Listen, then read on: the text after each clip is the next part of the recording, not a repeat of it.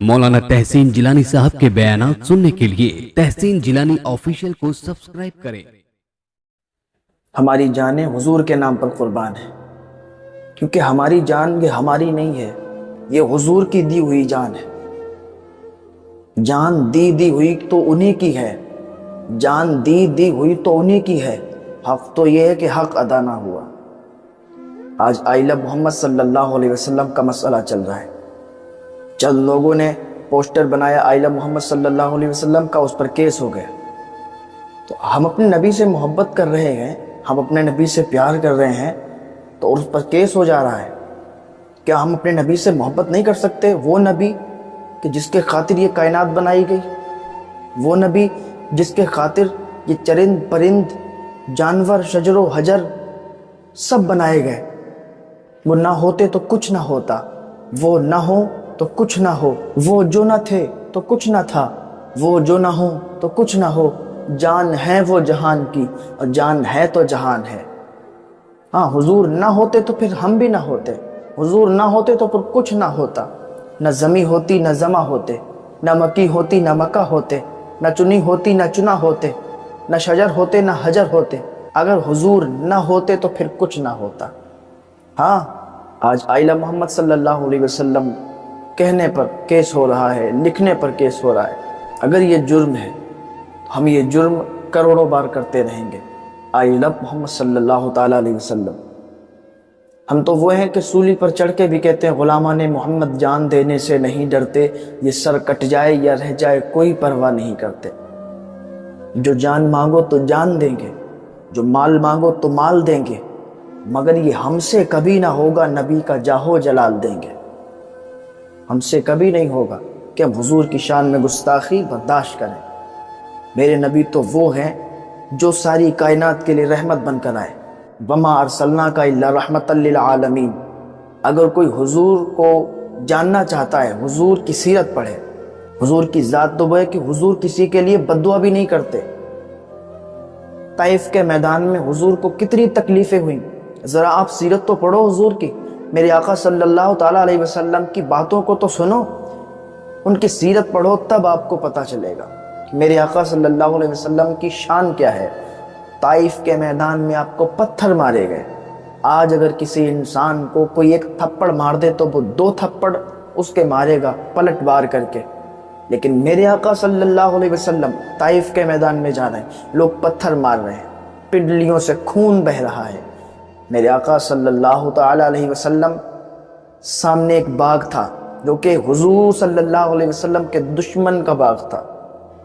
आप वहां पर जब गए तो उसे भी प्यार आ गया और उसने अंगूरों का गुच्छा आपके पास भेजा, अंगूर आपके पास भेजे।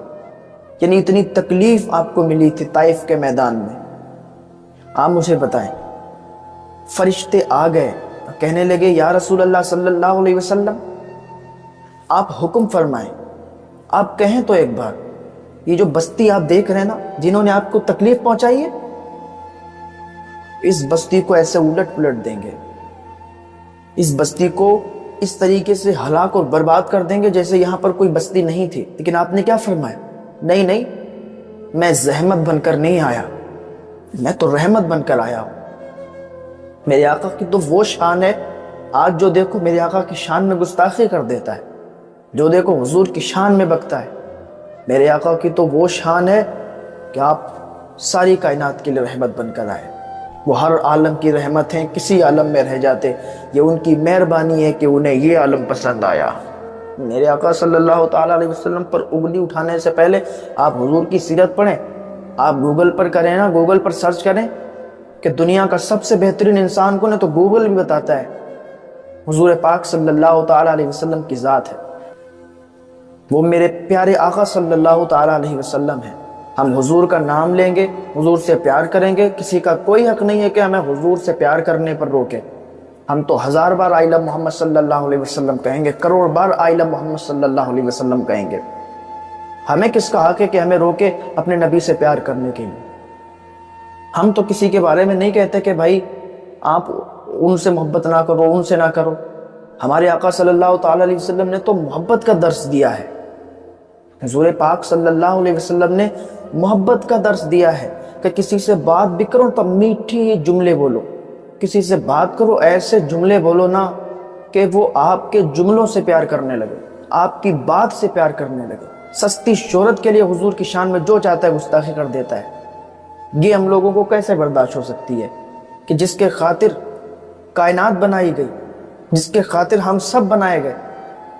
اللہ تعالیٰ نے حضرت آدم علیہ السلام کو پیدا فرمایا، حضرت حوا کو بنایا، جتنے نبی آئے، جتنے رسول آئے، جتنے ولی آئے، سب لوگ آئے، سب حضور کے صدقے میں آئے۔ جو بھی حضور کی شان میں گستاخی کرتا ہے اللہ تعالیٰ اسے تباہ و برباد کر دے گا۔ میرے آقا صلی اللہ تعالیٰ علیہ وسلم کا ذکر ہمیشہ ہوتا رہے گا، ہمیشہ ہوتا آیا ہے اور ہوتا رہے گا، ہوتا ہے۔ میرے آقا صلی اللہ علیہ وسلم کا نام کوئی نہیں مٹا سکتا۔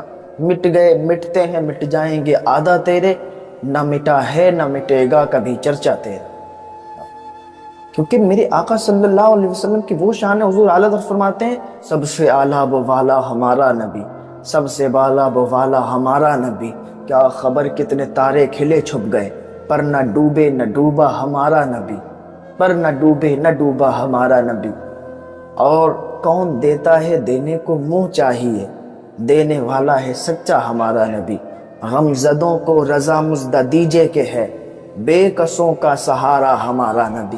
اعلیٰ حضرت اس نبی برحق صلی اللہ علیہ وسلم کی شان میں کہتے ہیں، کیا فرماتے ہیں کہ سرور کہوں کہ مالک و مولا کہوں تجھے، باغ خلیل کا گل زیبا کہوں تجھے، لیکن رضا نے ختم سخن اس پہ کر دیا، خالق کا بندہ خلق کا آقا کہوں تجھے۔